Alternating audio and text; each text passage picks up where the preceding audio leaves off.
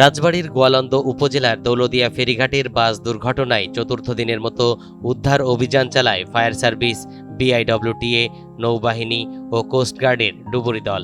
শনিবার সকাল ৮টার দিকে উদ্ধার কার্যক্রম শুরু করার কথা থাকলেও বৈরী আবহাওয়ার কারণে তা শুরু করতে পারেনি তারা।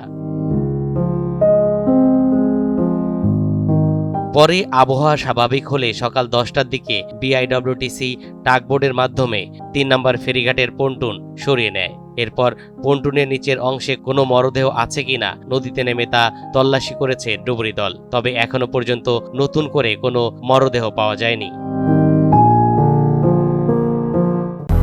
200-র বেশি সার্ভিস ও ফিচারে লেনদেনের সব বিকাশ অ্যাপে সম্ভব।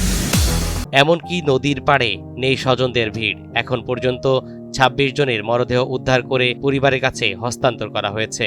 সেদিক বিবেচনায় আপাতত উদ্ধার কাজ স্থগিত করেছে প্রশাসন। পরবর্তীতে আবার শুরু করা হবে বলে জানিয়েছে ফায়ার সার্ভিসের কর্মকর্তা দেওয়ান সোহেল রানা।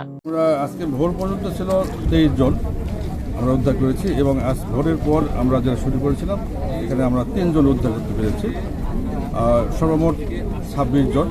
এরপর আর কোনো উদ্ধার হয়নি বা কোনো নিখোঁজের কোনো সংবাদ আমরা পাই নাই। তবে কিছুক্ষণ আগে একটা সংবাদ পেলাম, শিখা মণ্ডল নামে একজন ভদ্রমহিলা, সে এই গাড়িতে নাকি উঠেছিল, তার ছেলে আসছে।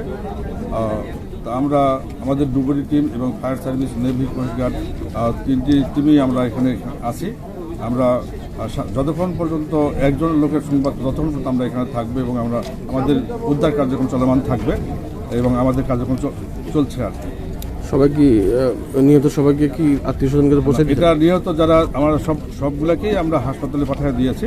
হাসপাতাল থেকে প্রশাসনের মাধ্যমে এটা সব জায়গায় দেওয়া হয়েছে যতটুকু জানতে পেরেছি। আর এখন পর্যন্ত কোনো নিখোঁজ বা পাওয়া যায়নি এমন না।